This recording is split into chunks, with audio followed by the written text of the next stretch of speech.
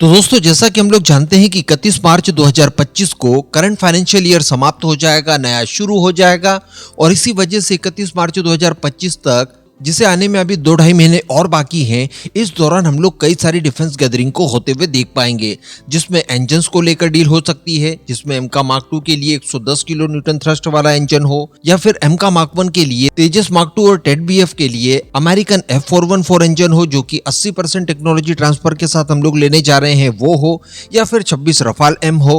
इन सभी की डील्स पर हम लोग बड़े डेवलपमेंट देख सकते हैं। इसी संदर्भ में आज हम लोग बात करने जा रहे हैं तेजस मार्क 2, एमका मार्क 1 और टेड बीएफ में जाने वाले F404 इंजन को लेकर। यहाँ पर ऐसा लग रहा है देखने भर से कि अमेरिका की जनरल इलेक्ट्रिक डोनाल्ड ट्रंप के आ जाने के बाद मौके का फायदा उठाने की कोशिश कर रही है।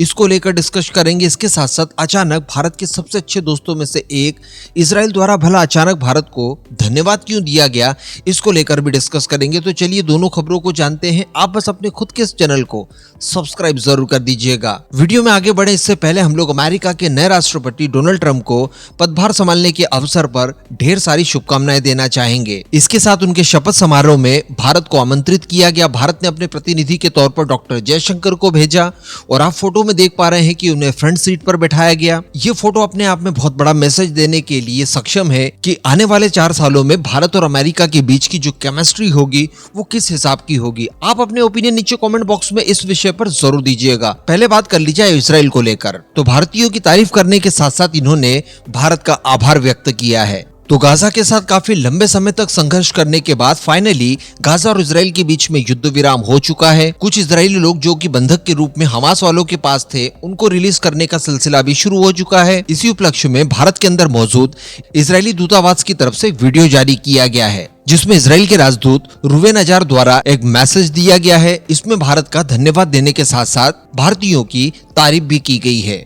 इनकी तरफ से कहा गया है कि 7 अक्टूबर 2023 में जब हमास द्वारा इजराइल के कई शहरों के ऊपर हमला किया गया, जिसके बाद जवाबी हमला इजराइल की फोर्सेस द्वारा गाजा के ऊपर किया गया हमास से बदला लेने के लिए, तो भारत उन सहयोगी देशों में से एक था जो कि इजराइल को लगातार सहयोग करता रहा। किस बात के लिए?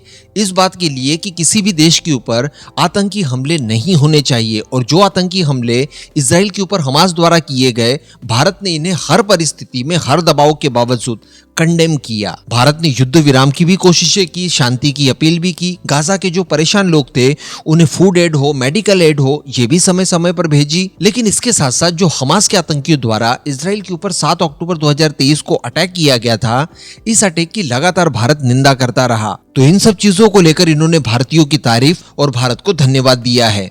अब बात कर ली जाए दोस्तों इंजन डेवलपमेंट की। तो देखिए, हम सभी लोग जानते हैं कि डोनाल्ड ट्रंप अपने कार्यकाल के दौरान किसी भी देश के अंदर कोई अशांति फैलाना हो, विरोध प्रदर्शन कराना हो, या अच्छी स्टेबल सरकारों को अनस्टेबल करना हो, इस तरह के काम नहीं करते। लेकिन वो एक अमेरिकन राष्ट्रवादी होने के नाते अपने देश का फायदा हर हाल में देखेंगे। ये चीज हम लोग पहले भी उनके कार्यकाल के दौरान नोटिस कर चुके हैं। वो अपनी कंपनियों को बढ़ावा देने के लिए हमेशा से प्रतिबद्ध रहे हैं। तो जो नेगोशिएशंस वगैरह होंगे बिटवीन उनकी कंपनी और बाहरी कस्टमर्स के बीच में, उसको लेकर भी अमेरिकन कंपनियां अब अपर हैंड की पोजीशन में आ चुकी है। और इसका नमूना देखने के लिए हमें मिल रहा है F414 इंजन की डील को लेकर। जैसा कि हम जानते हैं कि निकट भविष्य में ये बहुत ही जल्दी साइन होने जा रही है, और जैसा वीडियो की शुरुआत में मैंने आपको बताया कि भारत इस प्रयास में है कि 31 मार्च से पहले इस डील को कंडक्ट कर लिया जाए, और संभवतः वो हो जाएगी। सारे रास्ते खुल चुके हैं। बस यहाँ पर बात केवल नेगोशिएशन की चल रही थी। अभी कुछ ही समय पहले खबर निकल कर आई थी कि जनरल इलेक्ट्रिक इसको लेकर प्राइस में बढ़ोतरी कर चुका है। अब इसी को लेकर IDRW की तरफ से बताया जा रहा है कि डील के लगभग सभी पहलुओं के ऊपर डिस्कशन पूरा हो चुका है, कोई प्रॉब्लम नहीं है। लेकिन प्राइस को लेकर अभी भी बातचीत लगातार हो रही है। जैसा कि शुरुआत में हमारी प्लानिंग ये थी कि 99 इंजन्स भारत के अंदर 80% टेक्नोलॉजी ट्रांसफर के साथ तैयार करवाए जाएंगे, और इन सब के लिए $1 बिलियन का खर्चा लगभग आएगा। लेकिन दोस्तों, अंतिम क्षणों में जनरल इलेक्ट्रिक द्वारा इनकी प्राइसेस में वृद्धि कर दी जाती है, और इस वृद्धि को लेकर बताया ये जा रहा है कि इन्होंने $500 मिलियन कीमत बढ़ा दी है। यानी जहां पर हमें डील के लिए पहले $1 बिलियन खर्च करने पड़ रहे थे, तो अब $1.5 बिलियन खर्च करना पड़ेगा। तो आधे $1 बिलियन की बढ़ोतरी करने के विचार में यहाँ पर जनरल इलेक्ट्रिक दिखाई दे रहा है। और अगर ऐसा होता है तो हम समझ सकते हैं कि इंजन्स की कीमत बढ़ जाएगी।